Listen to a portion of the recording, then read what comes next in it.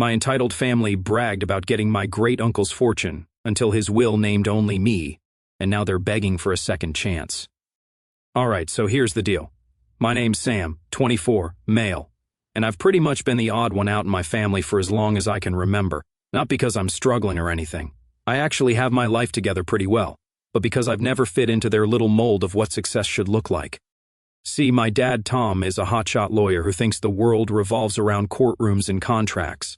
My mom, Linda, was an RN before she retired, and she's always been the type who cares a little too much about keeping up appearances. And then there's my siblings, Brian, Lucas, and Emily. They're the golden trio. Brian owns a chain of gyms and is constantly bragging about how he's promoting health and fitness across the state. Lucas is the tech genius running his own startup that he swears is going to disrupt something someday. And Emily, she married into money. Her husband, Nate, is a corporate lawyer, and they love posting pictures of their perfect, suburban life with captions like hard work and love equals happiness. Then there's me. I'm a welder and part-time hunting guide. I love what I do. Welding is an art. It takes skill, precision, and creativity. I've built a solid career for myself, and the money's damn good. I'm talking 6 figures some years, depending on the projects I take. And the hunting guide gig? That's just for fun. It's not about the money, it's about being outdoors and sharing something I'm passionate about. But try telling that to my family. To them, I might as well be flipping burgers at a fast food joint. My mom, bless her heart, loves to ask, "When are you going to stop playing with metal and get a real job?" As if I'm sitting in a shed hammering tin cans together. Brian constantly tries to rope me into his gym business, saying things like, "If you want to do something meaningful, I could use someone to manage operations. Thanks, but no thanks." Lucas, meanwhile, treats me like I'm some kind of caveman. "You should get into tech, Sam. That's where the real money is." Real money? My bank account would like a word. I've stopped trying to explain myself to them. What's the point? They've made up their minds, and honestly, I don't care enough to change them. They can keep their judgmental attitudes. I'm happy. I'm successful in my own way, and I don't need their approval to validate my life. The only person who ever understood me was my great-uncle Jack. Jack was my grandfather's brother, and he was nothing like the rest of the family. He was the kind of guy who lived life on his own terms. He didn't care about titles or degrees, he cared about character. Jack was a lawyer too, back in the day, but he gave it all up to move out to the country and live off the land. He built his own little haven, a cozy hunting cabin on 70 acres of pristine wilderness. Jack and I bonded over hunting and fishing. He taught me everything I know about tracking, shooting, and respecting nature. He didn't look down on me for being a welder. In fact, he thought it was a damn respectable trade. It's honest work, he'd say. A man who can create something with his hands will never go hungry. When Jack got diagnosed with cancer about a year ago, it hit me hard. He'd always been so full of life, it was hard to imagine him sick and frail. The family's reaction? A collective shrug. "Well, he's lived a long life," Emily said, like that made it okay to just ignore him.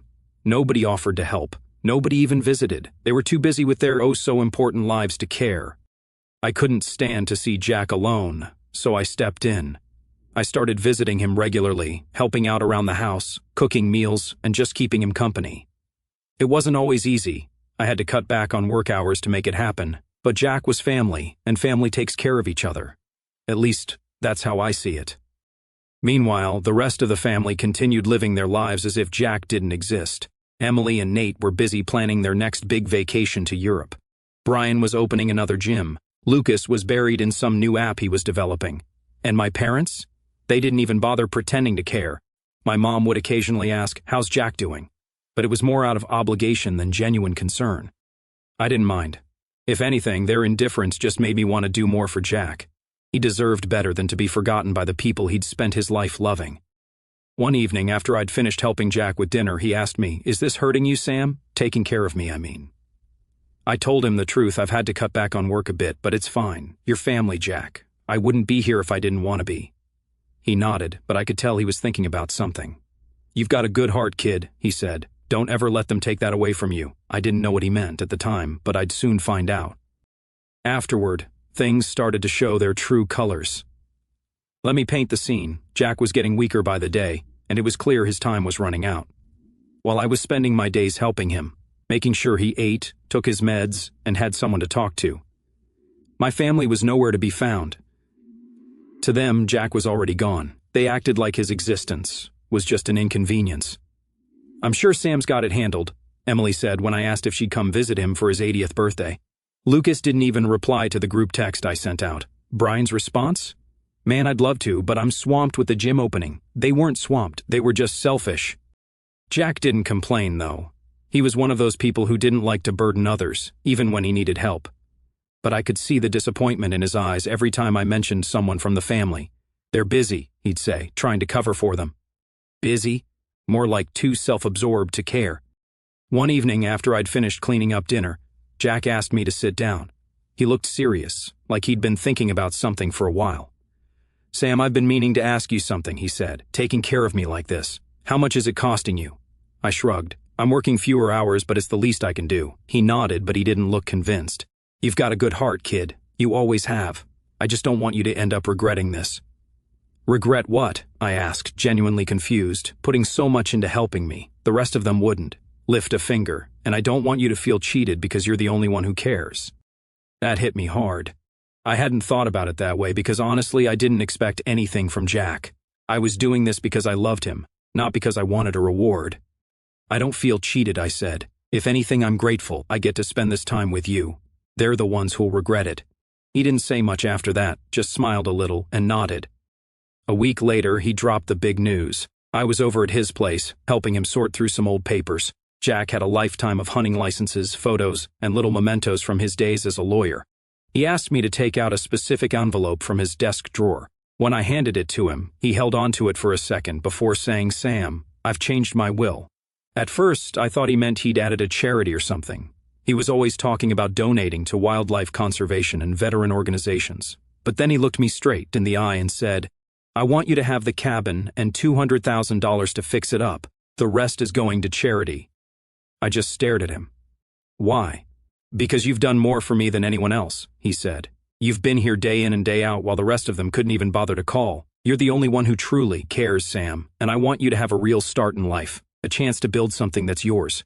I didn't know what to say. Part of me wanted to protest, to tell him he didn't have to do that, but I could see how serious he was, and I didn't want to disrespect his wishes.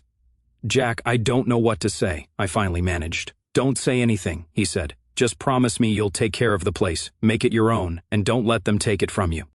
Of course, it didn't take long for the family to start sniffing around. They still had no idea about the will, but they could sense something was up. Brian called me one evening, which was weird because he never called unless he wanted something. Hey Sam, he said, his voice all casual. So how's Jack doing? He's hanging in there, I said, keeping it short. Cool, he said, like we were talking about the weather. Hey, I was thinking, once Jack, passes, what's going to happen to the cabin? I nearly laughed. The man couldn't even wait for Jack to die before trying to stake his claim. Not sure, I said, playing dumb. Why? Oh, no reason, he said quickly. I just thought it'd be cool to keep it in the family, Maybe we could all chip in and fix it up. By chip in, I knew he meant me doing all the work. Yeah, maybe, I said, just to shut him up. The next day, Emily texted me, Hey Sam, I was thinking, wouldn't it be amazing if we turned Jack's cabin into a family retreat? The kids would love it. First of all, Emily doesn't even have kids yet. Second, she hadn't been to the cabin in years. The last time she'd visited, she complained about the bugs and said the place smelled like old wood. Now, suddenly, it was her dream vacation spot. I didn't respond. The entitlement only got worse. Lucas, who hadn't spoken to Jack in God knows how long, started dropping hints in the family group chat about how much land like Jack's was worth. Prime real estate, he said, could easily sell for $1 million if developed right. I wanted to scream. These people didn't care about Jack, his wishes, or his legacy. They only saw dollar signs. Meanwhile, Jack kept declining. He was tired more often, and some days he didn't even have the energy to leave his bed. But he never lost his sharpness. One evening, as I was helping him with his meds, he looked at me and said, You know they're going to come after you, right? I nodded. Let them try. Jack grinned. That's my boy. Jack was right. I knew they'd come for me eventually, but I wasn't worried. I'd made my peace with the fact that I wasn't their idea of successful, and now, thanks to Jack, I had something they couldn't take away, no matter how hard they tried. Little did I know just how far they'd go. By this point, Jack was in his final weeks. I was with him almost every day, helping him get through the worst of it, while my family couldn't even bother to send a card. The only time they ever mentioned Jack was when they wanted to speculate about his estate. I should have known something was up when Brian suggested a family dinner. For context, family dinners weren't a thing anymore. We barely saw each other unless it was a holiday, and even then everyone left as soon as the pie was served. But Brian was insistent, so I agreed to go, mostly out of curiosity. The moment I walked into Mom and Dad's house, I could feel the tension. Everyone was there, Brian, Lucas, Emily, and their spouses, and they all had this fake, overly polite vibe going on. Mom greeted me with a smile so tight it looked like it physically hurt her. "Sam, you made it," she said, like I was some kind of prodigal son returning home. "Yeah, what's this about?" I asked, skipping the small talk. Brian clapped me on the back and said, "We just thought it'd be nice to get together and, talk about Jack. Red flag number 1. We all sat down at the table, and for the first 10 minutes, it was nothing but awkward chatter about work, vacations, and whatever new nonsense Lucas's tech company was up to. Then Emily decided to cut to the chase. "So Sam," she said, putting on her best concerned sister voice, "what's Jack's plan for the cabin? You've been spending so much time with him, I figured you'd know." "Red flag number 2. I shrugged. He hasn't really said. "Well," Brian chimed in, "it'd make sense for us to keep it in the family, don't you think? Maybe we could use it as a vacation spot, like a family retreat." "Yeah," Emily said, her eyes lighting up. "I was telling Nate that the kids would love it. They could grow up surrounded by nature. It would be such a great legacy for Jack." "Your kids aren't even born yet," I said, unable to stop myself. Emily glared at me, but before she could respond, Lucas jumped in. "Honestly, I think we should sell it. That land is worth a fortune. We could split the money and invest it in something worthwhile." "Split it?" Brian scoffed. "Why would we split it when I've got a business that could actually use it? Jack would have wanted it to go towards something meaningful." "Meaningful? Like expanding his gym empire?" I couldn't believe what I was hearing. They were fighting over the cabin as if Jack was already dead. "I don't think Jack would want it sold," I said, trying to steer the conversation away from their greed. Brian leaned back in his chair, smirking. "Come on, Sam. What are you going to do with it? Weld up a hunting blind? Let's be realistic here." I wanted to punch him. Instead, I just said, "Jack hasn't made any decisions yet. You should probably talk to him if you're so interested." After that dinner, their entitlement went into overdrive. Brian started calling me almost daily, always with some new idea for the cabin. "Sam, I've been thinking, what if we turn the cabin into a rental property? We could make a killing renting it out to tourists during hunting season. I'd handle all the logistics, of course, and you could do the repairs since you're so handy." Translation, he'd profit while I did all the work. Then Emily sent me a text. "Sam, we really need to talk about Jack's estate. The cabin is too important to let it sit unused. Call me a sap when I didn't respond." She followed up with another text. "This isn't just about you, Sam. It's about the family. Stop being selfish." Selfish? I was the only one taking care of Jack, and somehow I was the selfish one? A week later, Emily and Brian showed up unannounced at Jack's house. I was there, helping him sort through some old photos, when I heard the knock on the door. Jack was too weak to get up, so I answered it, and there they were, all smiles and fake concern. "Hey, Sam," Emily said, holding a container of cookies like she was trying to bribe her way in. "We thought we'd stop by and see how Jack's doing." I didn't buy it for a second, but Jack was always gracious, even when he knew people had ulterior motives. He invited them in, and for the next half hour, they put on their best loving family act. "Jack, you're looking great," Brian lied. "Is there anything you need? Anything at all?" Emily added, laying it on thick. Jack just smiled politely and said, "I'm fine, but thank you for stopping by." Then Brian, who apparently couldn't help himself, said, "We were just talking about the cabin the other day. It's such a beautiful property. Have you thought about what's going to happen to it?" Jack gave him a sharp look. "I have," he said, his tone making it clear the subject was closed. That didn't stop them. After they left, Emily sent me a text. "Jack's really starting to decline. We need to start planning for what's next. Let's meet soon to discuss." Discuss? Discuss what? She didn't care about Jack's health, she just wanted to know how much she could get out of him before he passed. The entitlement hit its peak. When Lucas posted in our family group chat, "Does anyone know if Jack has a financial advisor? We should make sure his estate is being managed properly." I almost threw my phone across the room. They weren't even pretending to care anymore.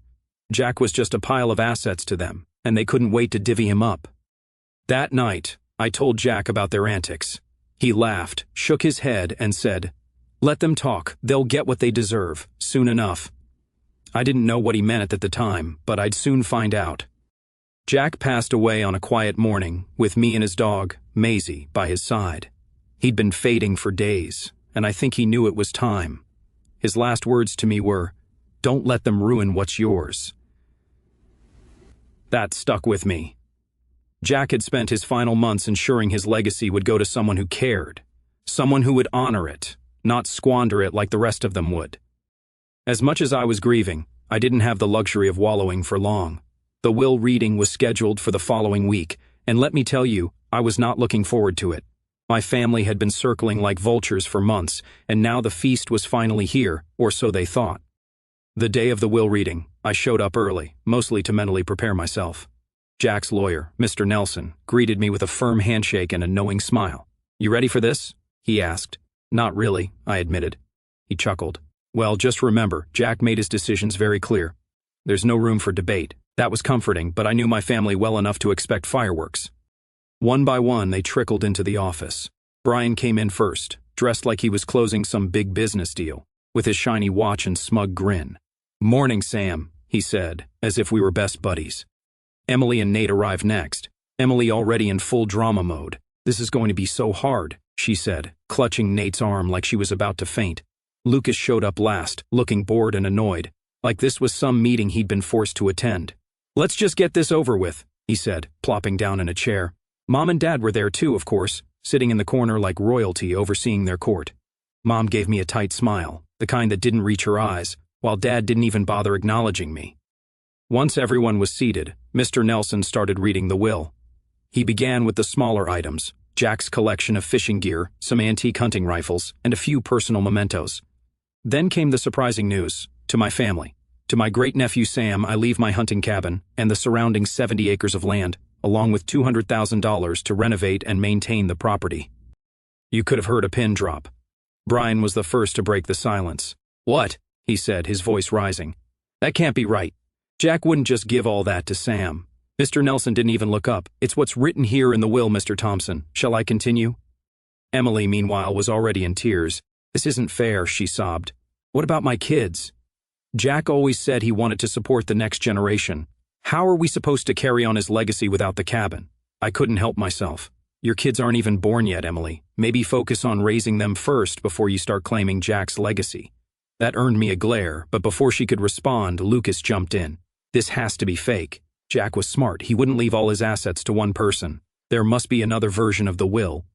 Mr. Nelson calmly pulled out a second folder. "This is the most recent and legally binding version of the will, signed and notarized. If you'd like, I can walk you through the process Jack took to ensure there would be no confusion." Lucas shut up real quick. Then came the real shock. The rest of Jack's estate. He'd made it clear that everything else, his investments, savings, and other assets, was to be liquidated and donated to charities he cared about, like wildlife conservation and veteran support organizations. The room erupted. "What the hell is this?" Brian shouted, slamming his hand on the table. Emily was openly sobbing now, and Nate was awkwardly patting her shoulder like he didn't know what else to do. "He must have been pressured," Emily wailed. "Sam must have convinced him to do this." Mom finally spoke up, her voice dripping with anger. "What did you do, Sam? Did you manipulate Jack into this? There's no way he would have left us out unless you put ideas in his head." I stayed calm, even though my blood was boiling. "I didn't manipulate anyone. Jack made his choices because he knew you didn't care about him. You cared about his money. That's why you're all so mad right now." That hit a nerve. Brian stood up, towering over me like he thought he could intimidate me. "You don't deserve this," he said, his voice low and threatening. "You didn't even care about Jack until there was something in it for you." I couldn't help but laugh. That's rich, coming from the guy who couldn't even visit Jack once in the past year. Don't talk to me about who cared. The rest of the reading was a blur of angry outbursts and passive-aggressive comments. By the time it was over, I was exhausted but oddly satisfied. They could scream and cry all they wanted. It wouldn't change the fact that Jack's decisions were final. As we were leaving, Mom cornered me near the door. "You've torn this family apart," she hissed. "If you had any decency, you'd share the inheritance. Jack would want you to." I looked her straight in the eye and said, "If Jack wanted that, he would have written it in the will." "But he didn't, did he?" She stormed off without another word. The family didn't just want the cabin for sentimental or symbolic reasons. There was a financial motive driving their desperation. What none of them had openly admitted was that the cabin's land had significant development potential. Over the years, the area surrounding Jack's property had become a prime location for upscale vacation homes and resorts. Developers had already approached nearby landowners, offering sky-high prices to purchase acreage for new projects. The 70 acres Jack left me were one of the largest untouched parcels in the region, with stunning views, access to a creek, and proximity to a growing tourist town. Word had spread in the community that the land could fetch upwards of $2 million if sold to the right buyer. Brian, Emily, and Lucas weren't just seeing a cabin. They were seeing dollar signs. I knew this was only the beginning of their schemes and tantrums, but I was ready for whatever came next. Jack had trusted me to carry on his legacy, and I wasn't about to let him down.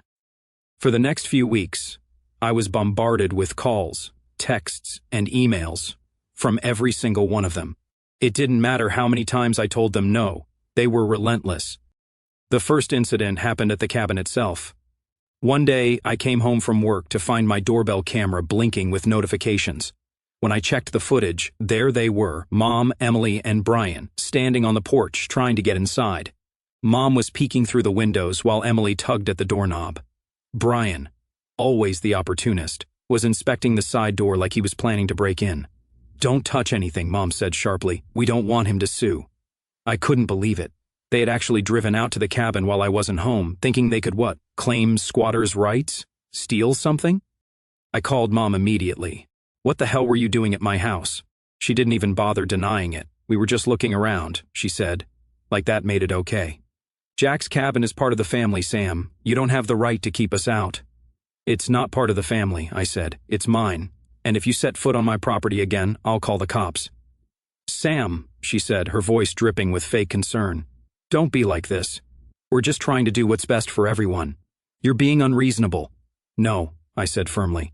"I'm honoring Jack's wishes. You're the ones being unreasonable." That night, I installed new locks on every door and set up additional cameras around the property. I also put up no trespassing signs at the edge of the driveway, just in case they decided to try their luck again. But they didn't stop. Emily sent me an email the next day, begging me to sell the cabin to her for $100,000, less than half its value. "Please, Sam," she wrote. "This cabin means everything to me and Nate. We'll pay you more than it's worth. You don't even need it." I didn't even bother responding. Brian's next move was to spread rumors about me to the neighbors. I found out from one of Jack's old friends, Mr. Hardy, who lived down the road. "Brian's been telling people you tricked Jack into leaving you the cabin," Mr. Hardy said. "Don't worry, I set him straight.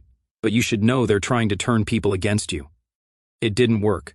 Jack's neighbors knew the truth. They'd seen how often I was there, taking care of him. Brian and Emily hadn't set foot on the property in years. Lucas, of course, took a different approach, one that involved more scheming and less crying. About 2 weeks after the will reading, I got a call from Mr. Nelson, Jack's lawyer. "Sam," he said, his voice serious, "we've got a bit of a situation. Your brother Lucas submitted what he claims is a revised version of Jack's will." I froze. "What?" "Don't worry," Mr. Nelson said quickly. "It's an obvious forgery. Jack's signature doesn't match, and the notary's stamp is fake. I've already filed a report with the authorities." I couldn't believe it. Lucas had actually gone to the trouble of faking an entirely new will, one that conveniently split Jack's estate evenly among all of us. I called him immediately. "What the hell is wrong with you, Lucas?" I demanded. He didn't even try to deny it. "I was just correcting an injustice," he said smugly. "Jack would have wanted the family to share everything. You don't deserve to keep it all to yourself." "Jack made his wishes clear," I snapped. "You're just mad they didn't include you." "It's not fair," he shouted. "You manipulated him, Sam. Admit it." I hung up before I could say something I'd regret. The next day, Lucas learned what happens when you try to tamper with legal documents. Mr. Nelson had followed through on his promise, and Lucas was officially under investigation for forgery. Apparently, when you fake a will, it's not just frowned upon. It's a felony. I got a call from the investigator assigned to the case, asking if I'd be willing to cooperate. "Absolutely," I said without hesitation. If Lucas wanted to play stupid games, he could win some serious consequences. A few days later, Lucas called me, his voice shaking with panic. "Sam, you have to help me," he said. I almost laughed. "Help you? Are you serious right now?" "The police showed up at my house," he shouted. "They're saying I committed fraud. This is insane. You need to tell them it's a misunderstanding. It's not a misunderstanding, I said coldly. You forged a will, Lucas. That's a crime. What did you think was going to happen? You can't do this to me, he yelled. We're family. Funny how you only care about family when it's convenient for you, I replied. Good luck explaining your injustice theory to the judge. Things escalated quickly after that. Lucas was charged with forgery and fraud, and he had to hire a lawyer. He tried to downplay the situation at first, claiming it was just a family dispute, but the evidence was damning. The fake will was laughably bad. Jack's signature looked like it had been traced, and the notary stamp was something Lucas had printed off the internet. Even the dates didn't match up. It was a complete amateur job, and the authorities saw right through it.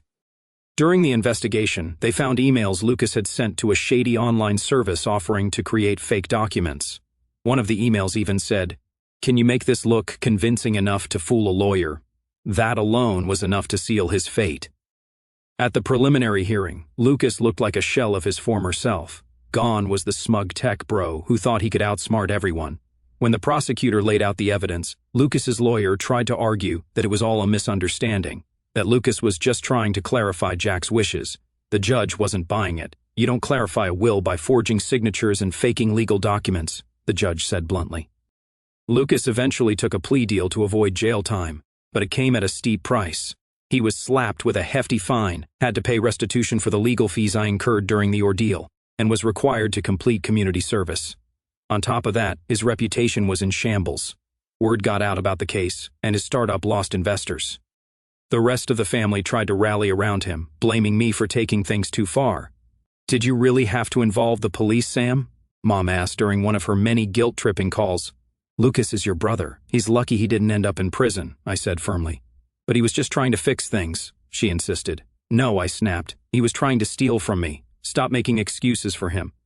They didn't like that answer, but I didn't care. By the time it was all over, Lucas was a broken man. He tried to rebuild his business, but his reputation was so tarnished that most of his clients had moved on. He even had the nerve to ask me for financial help at one point, claiming he needed just a little support to get back on his feet. Not happening, I told him. You can figure it out on your own, just like I've been doing my entire life. He hung up on me, and I haven't heard from him since. Watching Lucas face real consequences was oddly satisfying. For once, the golden boy of the family couldn't weasel his way out of trouble. He'd always acted like he could do whatever he wanted without facing the repercussions, but not this time. By this point, I was done playing nice. I filed a police report for the attempted break-in and let the family know in no uncertain terms that I was done entertaining their nonsense. Don't contact me again unless it's through a lawyer, I told them. Mom called me a selfish traitor. Emily cried about how I was tearing the family apart. Brian accused me of ruining Jack's legacy, and Lucas, he threatened to sue me, even though his forgery attempt had already backfired spectacularly. Through it all, I stayed calm. You should have respected him while he was alive if you wanted to be part of it, I said every time. By the end of the month, I had completely cut them off. Their numbers were blocked, and my cabin was fully secured. Let them scheme all they want. They weren't getting a damn thing from me.